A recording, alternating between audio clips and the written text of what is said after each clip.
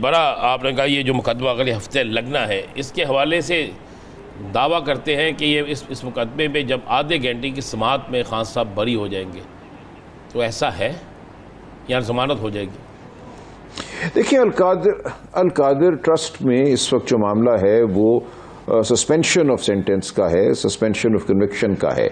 और बिल्कुल मेरी नज़र में, मैंने इस पर एक तफसीली नोट भी पिछले दिनों लिखा है, अपना बयान भी जारी किया है, जो कोई भी इस मुकदमे की जो जुज़ियात हैं, जो वाक़यात हैं, उन पर अगर एक ज़रा सी भी नज़र डाले तो नज़र आ जाता है कि मुकदमा कुछ भी नहीं है। एक झूठा बयानिया कायम किया गया कि कोई रियासत पाकिस्तान को पैसा आना था बरतानिया से, वो काबीना ने मोड़ दिया उस अकाउंट की जानिब जहाँ मलिक रियाज ख़ानदान ने या बहरिया टाउन ने रकम अदा करनी थी मुदीर की ज़मीन के हवाले से। ये बिल्कुल झूठा बयानिया है। कोई रकम ऐसी नहीं थी जिसके हवाले से तयन हुआ हो बरतानिया में कि रियासत पाकिस्तान की रकम है। काबीना ने कभी कोई ऐसा फैसला नहीं किया कि इस रकम को मोड़ दो और उस अकाउंट में डाल दो, खजाने में मत डालो। ये तमाम एक झूठा एक बयानिया है जो मीडिया पे या सोशल मीडिया पे कायम किया गया। जब अदालत में शवाहिद पेश हुए तो बिल्कुल बात इससे बरक्स थी। बरतानिया में मलिक रियाज ख़ानदान और वहाँ की एजेंसी का आपस में एक मायदा हुआ। उस एजेंसी के ने कहा कि आपने चूंकि पाकिस्तान में पैसे अदा करने हैं तो ये पैसे आप वहाँ ले जाइए, हम मज़ीद यहाँ तफ्तीश नहीं करते। अकाउंट नंबर लिखा गया उस मायदे में और उस मायदे के तहत पैसे वहाँ आए। यहाँ काबीना के पास 6 दिसंबर 2019 को सिर्फ ये मामला आया कि जो मलिक रियाज ख़ानदान और एजेंसी का बरतानिया में मायदा हुआ है उसको एक नॉन डिस्क्लोजर एग्रीमेंट के ताबे किया जाए। यानी कि अगर उसको जाहिर करना कानूनन ज़रूरी ना हो तो उसकी तशहीर ना की जाए। उस मायदे में यह लिखा है कि अगर कानून में ज़रूरत हो, किसी अदालत में ज़रूरत हो इस मायदे की को बताने की, डिस्क्लोज करने की, तो बिल्कुल कर दीजिएगा। तो कुछ भी नहीं है उस नॉन डिस्क्लोजर एग्रीमेंट में। उससे पहले 6 दिसंबर 2019 से पहले 100 मिलियन पाउंड आ चुके थे रजिस्ट्रार सुप्रीम कोर्ट के अकाउंट में। पैसा सुप्रीम कोर्ट की तहवील में था और बिलाखिर तमाम पैसा रियासत पाकिस्तान को सुप्रीम कोर्ट ने दिया। एक पैसा भी कहीं नहीं गया। एक पैसे का फ़ायदा इमरान खान साहब या बुशरा बीबी को नहीं हुआ, एक पैसे का नुकसान रियासत पाकिस्तान को नहीं हुआ। तो ये क्या मुकदमा है? बिल्कुल इस मुकदमे में कुछ भी नहीं रखा। जिस दिन भी ये मुकदमा सुना जाता है इन सवालात का जवाब देना मेरी नज़र में नामुमकिन होगा प्रोसिक्यूशन के लिए। महसूस नशिस्तों में राजा साहब क्या देख रहे हैं आप? रोज़ाना आपके सामने गुजरती है, वहाँ पे दलाइल भी होते हैं। देखिए मखसूस नशिस्तों की रिव्यू चल रहा है। मखसूस नशिस्तों का हमारा ये कहना है कि 26वीं आईनी तरमीम के 2 बड़े मकासद थे। एक जो मिलिट्री कोर्ट्स में सिविलियंस का ट्रायल है उसको बहाल करवाना। 5 मेंबर एक बेंच ने सुप्रीम कोर्ट के ऐसे ट्रायल को गैर आईनी करार दिया था। मकसद बज़ाहिर हमें ये लगता था, और जब 26वीं आईनी तरमीम हो रही थी उस वक्त भी हम यही कहते थे हर एक को कि इसका ये मकसद है, ये आगे के लिए हर सिविलियन जो है पाकिस्तान का वो निशाने पे ठहरेगा। और ऐसा हुआ बदकिस्मती से। दूसरा बड़ा हदफ जो था 26वीं आईनी तरमीम का वो यही था कि जो मखसूस नशस्तें कानून की रूह से, आइन की रूह से एक 13 मेंबर बेंच ने अक्सरियत से हमें दी, PTI को दी। कहा कि PTI एक सियासी जमात है, इसका वजूद है, इसके मेंबरान को नाहक फरवरी 2024 के इलेक्शन में आज़ाद उम्मीदवार करार दिया गया था। इनको PTI का उम्मीदवार तस्वुर करके उस हवाले से इनको मखसूस नशस्तें ख़वातीन की और गैर मुस्लिमों की दी जाएं। वो बिल्कुल आइन, कानून, जमहूरियत के मुताबिक एक फ़ैसला है। उस फैसले को रद्द कराना बिल्कुल एक मकसद है इंतज़ामिया का। अब हम देखेंगे कि आइनी बेंच में क्या होता है। हम बहस भरपूर करेंगे। उम्मीद हम आजकल नहीं लगाया करते। मेरा एक बयान हुआ करता है कि इस वक्त जो अदालती निज़ाम है उससे हम उम्मीद नहीं लगाते, लेकिन हम मामला बिल्कुल करते हैं और भरपूर तरीके से अपने मुकदमे लड़ते हैं। अच्छा राजा साहब, मैं वो पिछले सवाल की तसलसल में आपसे पूछना चाहता हूँ कि आपने सज़ा मुअत्तली की दरख्वास्त दायर कर रखी है।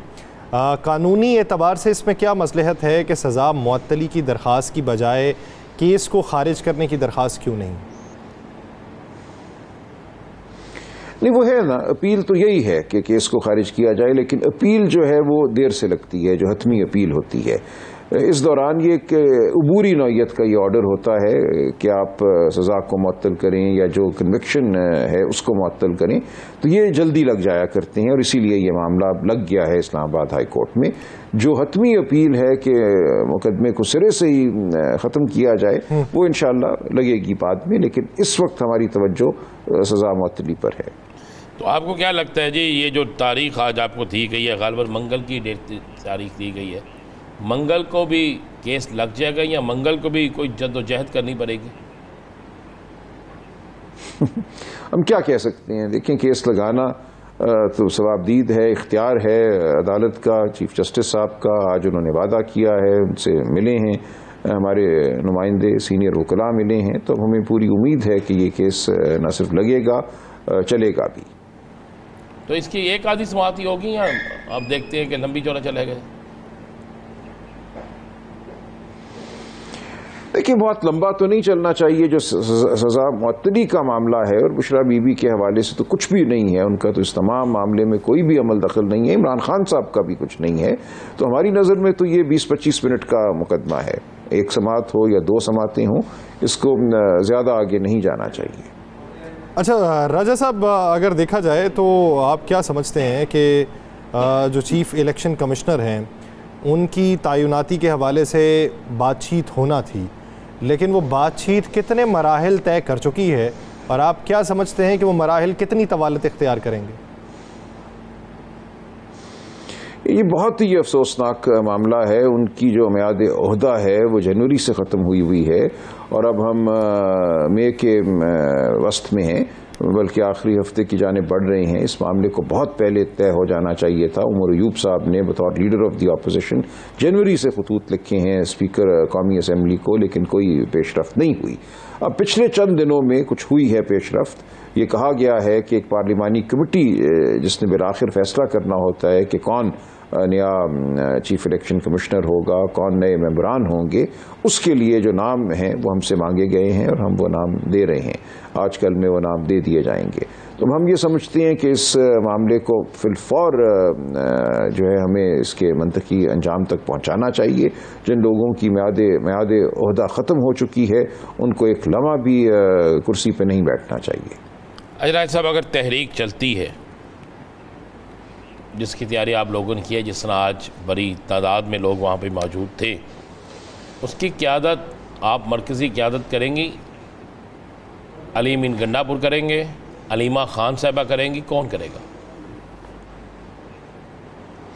नहीं, देखिए, पूरे मुल्क में जब तहरीक चलती है तो हमारे ओहदेदारान हर जगह मौजूद हैं। वो बिल्कुल अपने हवाले से अपने तरीके से तहरीक चलाएंगे। मरकज़ी क़यादत का अपना रोल है, देखते हैं क्या शक्ल होती है, लेकिन ये भरपूर तहरीक होगी इंशाअल्लाह।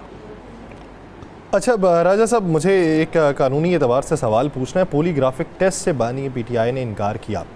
खान साहब ने वो जो इनकार किया वो किस बुनियाद पे किया? और दूसरा ये कि कानून के अंदर पॉलीग्राफिक टेस्ट करवाने का दौरानिया क्या होता है कि जब केस शुरू हो, गिरफ्तारी हो, कितने अरसे बाद? ये तो पुख्तगी अगर 1-2 साल बाद हो जाए तो लहजे में वैसे ही पुख्तगी हो जाएगी, तो पॉलीग्राफिक टेस्ट का फिर फ़ायदा क्या होगा?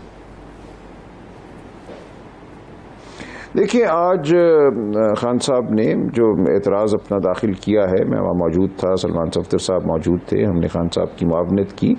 उसमें एक बड़ा नुक्ता ये उठाया है कि आईन पाकिस्तान जो है वो एहतराम आदमियत की गारंटी देता है। ये एक बुनियादी हक है।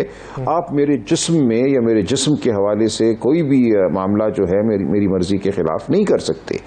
इसी तरह आप ये कहें कि हमने टेस्ट लिया और एक ऐसी इंतज़ामिया, एक ऐसी पुलिस वो टेस्ट करे जिस पे हमें कोई एतबार नहीं है, तो उसकी क्या वक़्त है? तो खान साहब ने आइन का सहारा लिया है, आर्टिकल 13 का, आर्टिकल 14 का, कि आप ज़बरदस्ती मेरे हवाले से कोई ऐसा टेस्ट नहीं कर सकते, मुझ पर मुसल्लत नहीं कर सकते किसी भी शख्स पर ऐसा कोई टेस्ट जहां आप जिस्म में आले लगाएं या आप जो जिस्मानी जो फंक्शन है, जो रद्द अमल है, उसको नापने की कोशिश करें किसी शख्स की मर्जी के बगैर। ऐसा नहीं हो सकता। ये एक आइनी मसला है और हम इस पर बिल्कुल स्टैंड लेंगे। आपको खान साहब की रिहाई कब तक नज़र आ रही है? ये PTI का हर कारकुन जानना चाहता है और हर कारकुन जो है वो इसी एक ही सवाल सबसे ही करता है कि खान साहब रहा कब हो रहे? देखिए, हमारी तो ख्वाहिश है कि वो आज रिहा हों। उनकी कैद सरासर नाहक है। हम बिल्कुल हर लम्हा इसी तगो-दौ में हैं। अगर अदालती मामलात तय नहीं पाते तो हमें बिल्कुल एक तहरीक चलाना होगी, हमें बावर कराना होगा इस मुल्क के हर सी शऊर को। को कि ये मुल्क मुतहम्मिल नहीं हो सकता इस किस्म के मामलात का कि आप मुल्क के सबसे बड़े लीडर को, जमहूरियत को आप पाबंद सलासिल कर दें। तो जो खान साहब ने बात की है, हमें यकसुई की ज़रूरत है, हमें गुफ्तगू की ज़रूरत है, हमें मामलात को शराफत से तय करने की ज़रूरत है। ये सब बात हम करते रहेंगे और इंशाअल्लाह इसके नतीजे में खान साहब बहुत जल्द बाहर होंगे।